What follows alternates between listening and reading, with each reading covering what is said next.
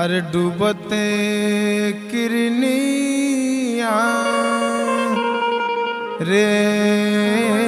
मती आर डूबते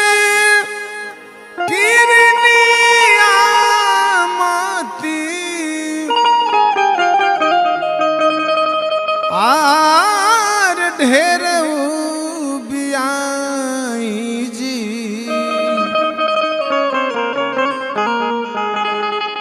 एगो परदेसी बारे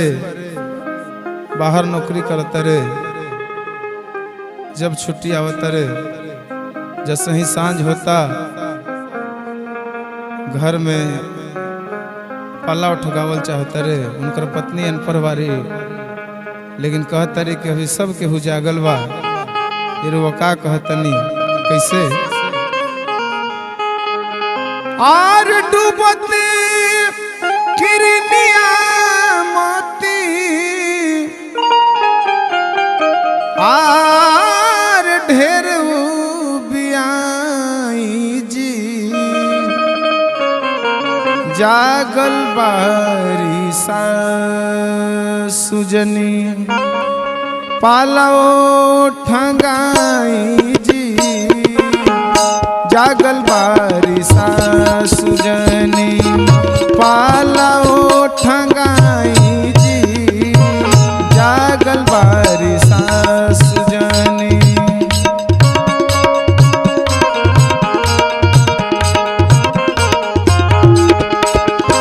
और डूबते किरनिया मोती डूबते किरनिया मोती ढेर बियाई जी जागल बारी सुजनी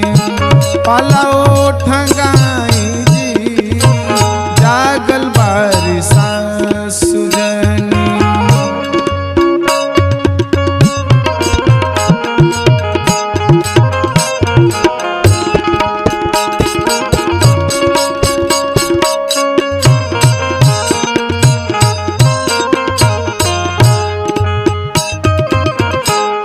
देवरू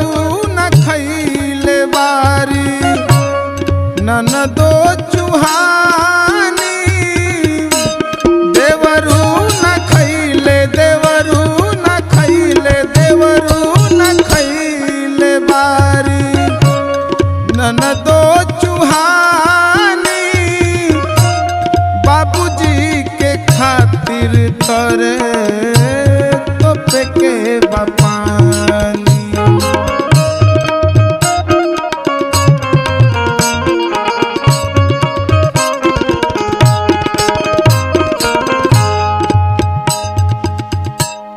मकई के खेतवा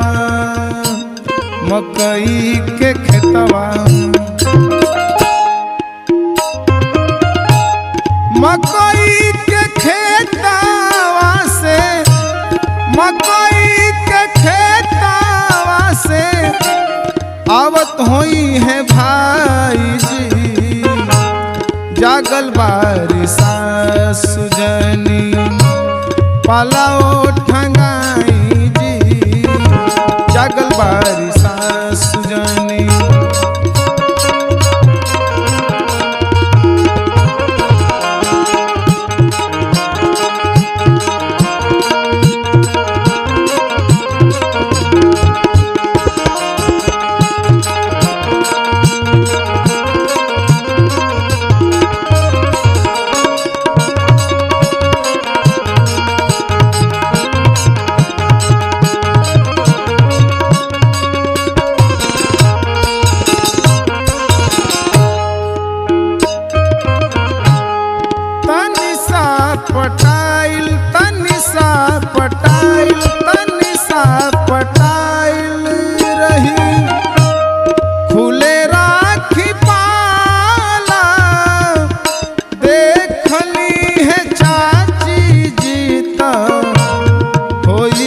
फेरू हाला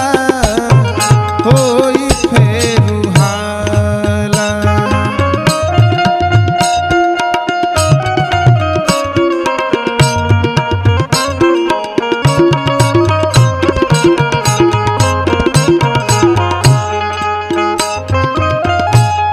काठी बाओराई काठी बाओराई काठी बाओराई सैया काठी बाओराई राजा दिया ना बुताई जी जागल बारी सासु जनी पालाओ ठंगाई जी जागल बारी सासु जानी।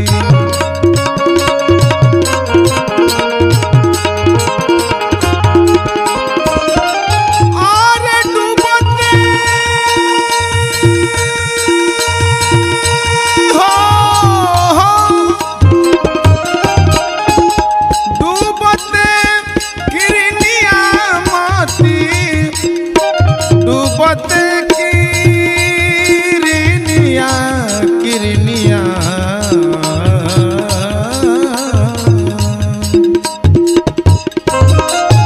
आ आ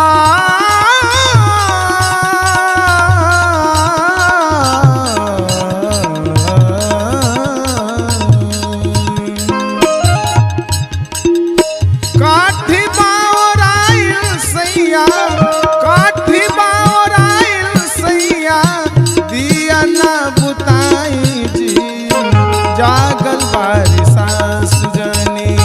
पालाओ ठंगाई जी जागल बारी सासु जनी पालाओ ठंगाई जी जागल बारी सासु जनी।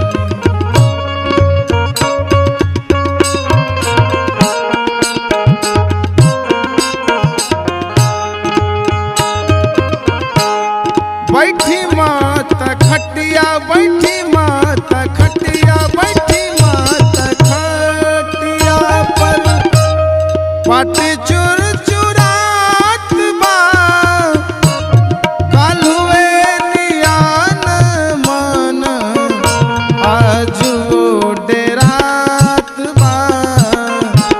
आजू डेरात बा।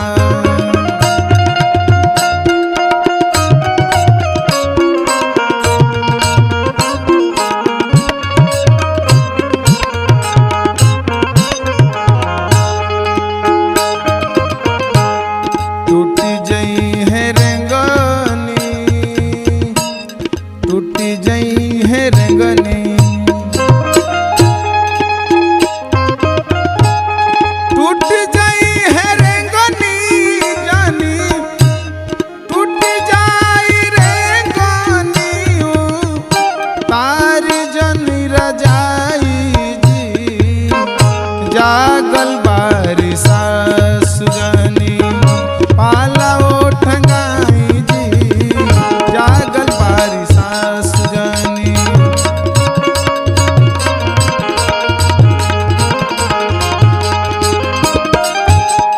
और डूबते किरनिया मोती डूबते किरनिया मोती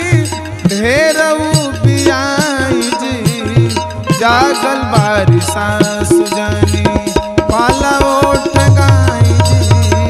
जागल बारी सासु जनी पालाओ ठंगाई जी जागल बारी सासु जनी।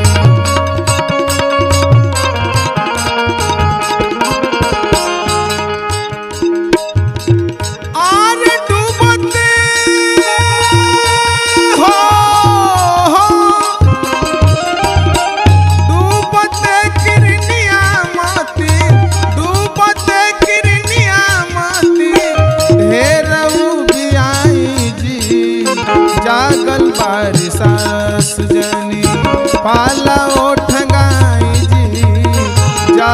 बारिश